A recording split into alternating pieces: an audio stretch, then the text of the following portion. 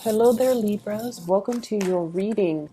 When I was shuffling out this spread, what was really interesting is the cards fell out two at a time.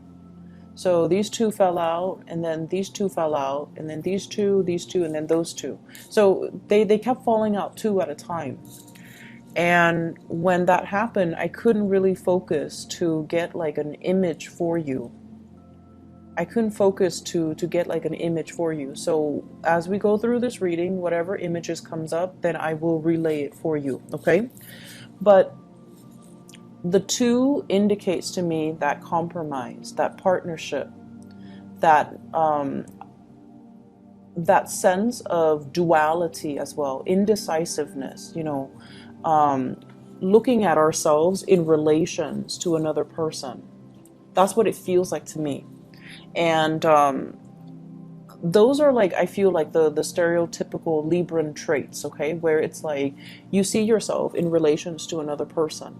You see yourself as part of a whole, and you are at your best when you have another person by your side to bounce ideas off of, in order to feel secure, in order to feel like you are complete. Okay, so it's very reminiscent of like Pisces, Gemini, and Librans. To like that energy is very reminiscent of Pisces or Gemini. So you might have those people very, very prominent in your environment, or you might have those placement very prominent in your chart, in your natal astrology chart, because there's a sense here about wanting a partner, needing a partner, or needing just somebody by your side to bounce ideas off of, to come to for advice, or to just physically have by your side. So what I feel here is the way the spread is coming up, there's a need for us to seek people. If we're going to seek people anyways, if we're so relationship focused, or if we're so other focused, it is very, very important for us to seek people who are very different from us. Okay?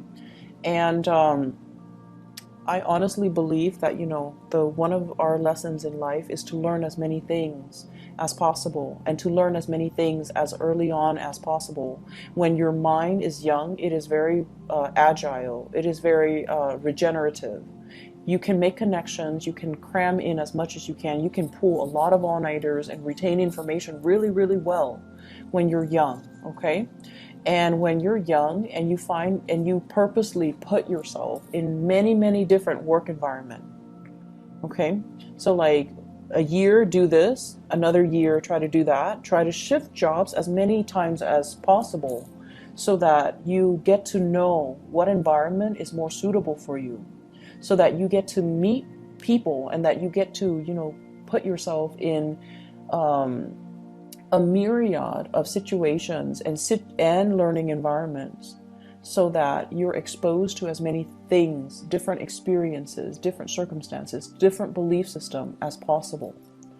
And so it is really important for us to, steer away from that sense of safety by surrounding ourselves with people that are so like us that we don't grow. So aim for more partners or relationships or people that really challenge you, that really sometimes oppose you, that will really bring out that sense in you where you're just like, I disagree, and here is my perspective or my take on the situation. Putting yourself in those situations will kind of encourage you or force you to defend your beliefs. And through the process of exchanging our belief system with another, we might realize, wow, my belief is not very solid and secure to begin with. Maybe I need to adopt a new belief system. And through the process of defending our beliefs, it strengthens our resolves about our belief system. It makes us feel, if we can defend something, it makes us feel a little bit more sure about ourselves. It makes us feel a little bit more sure about what it is that we truly, truly, truly believe in. So, a life of adversity builds character. So I definitely feel like, wanting to surround yourself with new people, different people, and not only different and new, but people that see things from a different perspective. People that are that challenge us to, not so much like conflictual situations, but people that will really challenge us, people that might not have the same belief system, people that will continuously ask us these important questions so that we can refine our thoughts, refine our thinking. I'm also sensing as well, dealing with different people and pushing yourself out of that social comfort zone will allow you to fill in the knowledge gap. So a lot of the times, we believe in one thing, okay? And we will cherry pick the examples that we use, or, the information that's available out there to corroborate that one thing that we believe in. It's cherry picking. And most of us, fall into that fallacy. And so this message for many of you, I feel it is about doing the necessary research in order to fill in the knowledge gap, doing it the right way, doing it the proper way, not just cherry picking data or information and then glossing over the information that, runs counter or is contrary to what it is that we're trying to persuade people on, what it is that we're trying to tell other people. So I feel here the need to be very, very fair and see things from both perspectives for you guys, so that you can refine your thinking, so that you can fill in the knowledge gap, so that you can understand, okay, maybe I was wrong with this belief and I need to switch over. But before I switch over and abandon my previous belief system, I need to do my research to make sure I know where I stand. And the reason I harped on this was because, the cards fell out two at a time. And also, there's a huge thing here about, I'm seeing a lot of students. You're going through some type of a training situation, and I feel almost like some of you, and not all of you, but some of you, you're just like, I already know this. Why are they giving us training on this? Why am I forced to sit through this? Why am I being taught something I already know? And I almost feel like that mentality, will be to your detriment. Okay? So I feel like there's a way that you're doing something, and that's like your go-to process. Like, you've already got it down and you're just like, I already know what I'm doing. All these people, they're wasting my time. They don't know what they're talking about. But it is something that you have to do. So some of you, for example, you're going to school to get a degree. And a lot of people nowadays, in order to land a very good job, we need a combination of experience, real life work experience, as well as degrees and diplomas. And I feel like for some of you, you're going through the motions. You already have the work experience. You already have the hands-on work experience. You already know what you're doing. And yet you're forced to go through some type of training, or you're forced to finish school in order to get that diploma so that you're more employable. And I feel like it's very, very frustrating for you. But I would say take that paradigm shift, because you're there for a reason. You already probably paying tuition. Even if the training is provided for free, it could be, led by by your company. You're already going to have to be there. Make the most of it. And whenever we enter an environment, any type of environment, whatever we put in is whatever we're going to get out. So if you're very hands-off and very detached and, keep people at arm's length and already come in with the attitude that I already know this, then you're going to get very, very little out of it. Okay, so I feel that there are things right now where you have to fill in the knowledge gap. You might not have all the information, and the people around you might have information that you need. Okay, so for example, if you're a financial planner and you're forced to, as a part of your coursework, as a part of renewing your license, you're forced to attend some financial planning workshops just to, get those credits, just to renew your license. And you're coming in there and you're just like, I already know all of this stuff. And the people that are teaching it lack the experience. They lack the articulateness that you guys love as an air sign. So what I feel is maybe you're not there to learn financial management. You're just there to renew your license. Maybe you're there to, assist the other people around you that might not grasp the concept as well. Maybe you're there to help them go through that process. Or maybe you're there to network and socialize. There's a reason for you to be somewhere. And so you have to make the most of it. Okay, see things from the other side. And there is a thing here about, I'm seeing a lot of students once again, and there's some information that you feel you're missing, some very, very vital piece of information. And I see some of you obsessively reading up on it, doing a lot of research. And you're just like, wait a minute, this research is not available out there. Maybe that's the line of inquiry that would be really, really good for a dissertation, for a master's thesis, for even a senior thesis for those of you who are undergrad, or even for high school, like a senior thesis. If there is a question, a very pertinent research question that you feel the literature doesn't exist out there as it relates to this one question, maybe that's something you can explore so you can chart new territory so that you can, maybe your thesis or your master's thesis should be, why isn't there literature on this really, really pertinent topic? Okay, filling in the knowledge gap. And that's what I'm seeing happening here for the next 2 weeks, which is really weird because there are a lot of students here, but the next 2 weeks would also be the holiday season. So I don't know what that's about, but I feel like some of you might be working on some type of a big project, and you feel you might not even be a student, you might just be working, and there's a large project that you're trying to finish up or you're working on, and you feel like some pertinent information is missing and you're not able to find the data, you're not able to find the information. And so you might be spinning your wheels a little bit. Okay, maybe that is an area worth exploring for some of you. Aside from that, what I do feel is I have somebody in your environment, this is somebody that is younger than you, and I feel like they're very, very interested in you.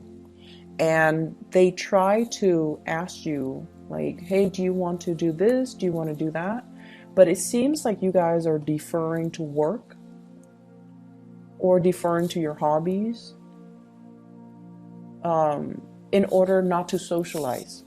So this is like some of you, classmate, others a friend, others a colleague. And then for others, it's somebody you're in some type of I see they have reached out many, many times. You want to do this? Do you want to do that? And you're like, I'm busy. And you are not looking at them, I feel, when you're saying this. And I feel like they have initiated many, they have asked you many times, you want to do this? You want to do that? And the answer was always no. And I see somebody who's just like, I can't embarrass myself anymore. I can't just keep doing this because they keep rejecting me. And I almost feel like if this person told you, hey, I really like you, you want to get coffee with me, your answer would be different. However, the way that they come in, it's very nonchalant, it's very unemotional.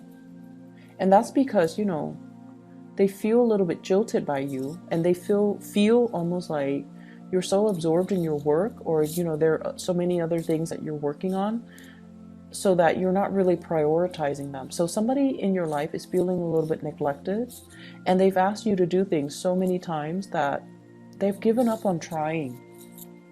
They've asked you to do things so many times, they've given up on trying. And as I say that, I had to repeat that, because I feel like for some of you, it's a crush asking you, let's get coffee, let's go see a movie, let's play something. Let's play sports. Let's go for a walk. And your answer has always been no. And I feel like they are cowering because they're embarrassed. They're embarrassed of the rejection.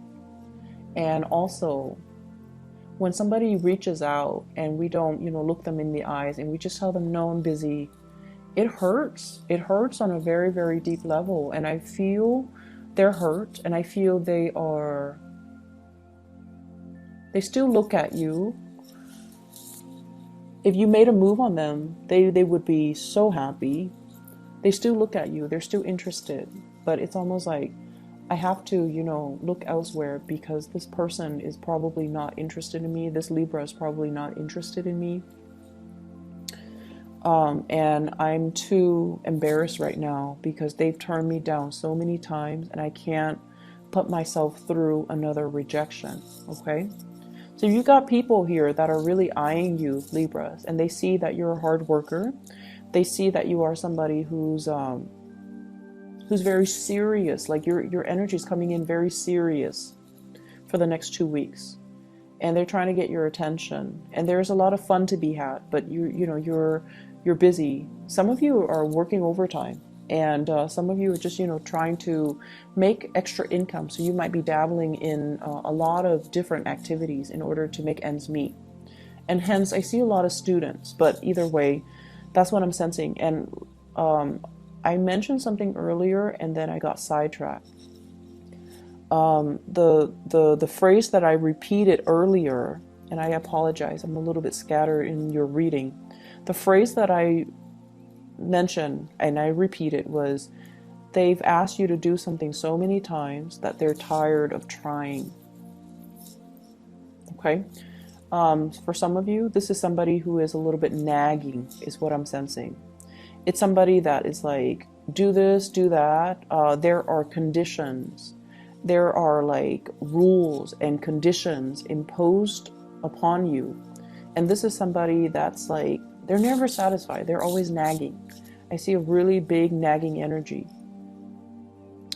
And I feel like they could be somebody who is a little bit manipulative. They're a little bit manipulative. They know how to get you to do things by distorting the story, okay? Can you get me that? My stomach hurts and I can't walk all the way over there just to fetch it myself. Can you get it for me, please? Like that. Playing on your weakness, playing on your kindness, or they're manipulative. I have the High Priestess in the reverse and the Magician in the reverse. When these cards are in the reverse, it's manipulation.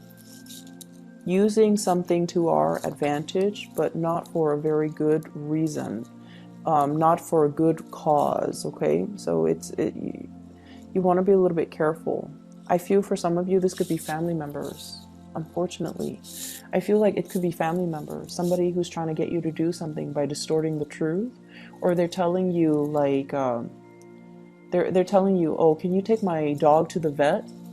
Because I'm sick. I'm in bed and I'm sick. I can't take my dog to the vet. Can you help me? And then you find out that, you took their dog to the vet and you said your goodbyes, and you find out that, so let's say it was Saturday. Saturday, they went to the movies. So I feel that you know who this is and you need to distance yourself. There might be some information coming to light about this person and their deceptive behavior, where they are opportunistic. They're trying to tell you to do something and they're distorting the truth in order to get you to do things. And then I'm also seeing as well, you want to be careful when it comes to measurements, and you want to be careful when it comes to not spilling things. If you're cooking, if you're serving things, if you are mixing things, blending things, be very, very careful. So I feel like somebody is also, and Librans are typically very, very organized and very neat. But I feel like you might be dealing with someone who's a little bit on the sloppy end, and you're trying to, tell them to, clean up your act or be less messy, or, learn to clean up after yourself, learn to be a little bit more tidy, be a little bit more organized. And I'm also feeling as well, some of you, there might have been a past person, somebody has left the picture, and you are burying yourself in work in order to forget, in order to distract yourself. You're also happy, I feel, with work, but you're burying yourself in work in order not to think about this person, in order to keep busy, in order not to go home and look around and be reminded of this person. So I feel like it's definitely, a love relationship, okay? And then for many of you, you're a little bit of a workaholic for the next 2 weeks, and there's nothing wrong with that, because you're trying to get ahead in your career, because you're trying to publish data and information, because you might be trying to make deadlines. But I feel like there is a sense of like, I need to be productive, I need to excel, I need to produce something. And if I keep, working at it, chugging away at it, or plugging away at it, produce something, produce written work, produce like results, produce statistics, produce a dissertation, produce like a master's thesis even, or like some type of an essay or something that is up for public scrutiny. If I keep producing, it's going to really enhance my professional image and my career and my prospects. So there is a big push for you as well to, be a workaholic and to challenge yourself and to do all the work that is necessary for you, and to constantly work overtime or do a lot of work even on the during the holiday season.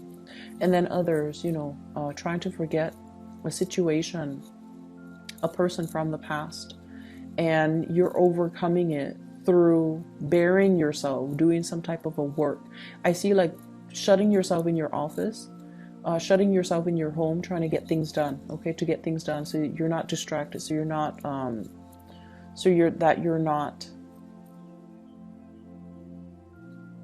so that you can forget things, so you can tune people out. I feel like for many of you, you're rebuilding your wealth. You're rebuilding your wealth. So I feel almost like some people growing up with parents or in household, grandparents, or with parents who are extremely wealthy. And I feel like, they passed, it's almost like the environment was so stable and so full of abundance that things were taken for granted, the knowledge on how to accumulate wealth was never passed down. It's like you either had like really, really successful parents or grandparents, and they knew how to make money work for them. They didn't slave away. They didn't have to work hard. They're just very business or, financially very savvy. But the knowledge, the ways to make money and to generate the money and to make the money work for you, it was never passed down. And I feel like you're at a point where you can definitely ask, and they won't hide anything from you. But I almost feel like you're trying to do it the hard way to generate wealth, and you're reinventing the wheel when you could easily reach out and ask, like, how did you do that? How did you accumulate, so much property when you at such a young age? What is your secret? What is your investment secret? So I feel like there's a conversation here about finances that can be had with, people that are successful in your life without you having to do the legwork and to reinvent the wheel. So it's like doing things the smart way rather than the hard way. Okay? The past person from the past person in the past, excuse me, I'm so scattered with your reading, I'm so sorry. The person from your past, there is a cycle that has closed out. Somebody, I feel, is residing at a large distance or long distance. Somebody's residing far away. Somebody is, transitioning into a new phase in their life. Somebody has left the picture. And I feel almost like I see some of you reading, like rereading old text messages, rereading old emails from this person, looking at pictures of this person, but more so the contact, the communication, and yearning for this person.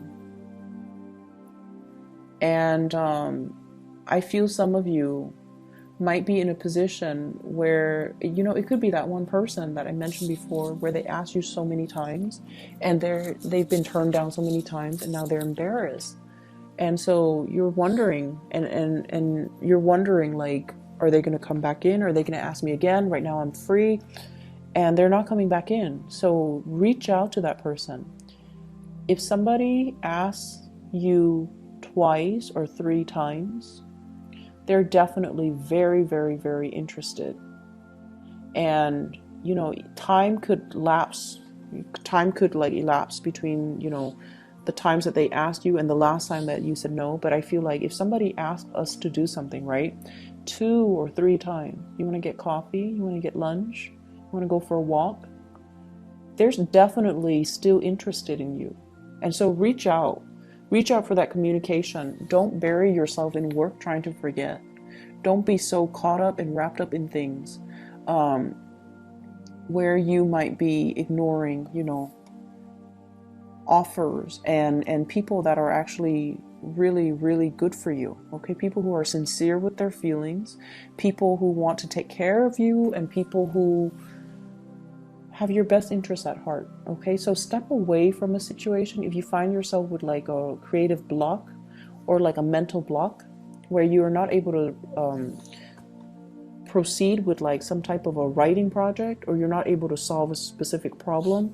Step away from it. Maybe take up that offer for coffee, maybe take up that offer for a walk, and do those things to clear your mind so that you can come back and look at a situation with, you know, a fresh pair of eyes. Okay, so I hope the reading is helpful for you guys, Libras. It is a pleasure to connect with you guys. Have a wonderful holiday season for those who celebrate, you know, the Christmas season and the New Year's, and I will see you guys in January. I wish you the very, very best. Take care.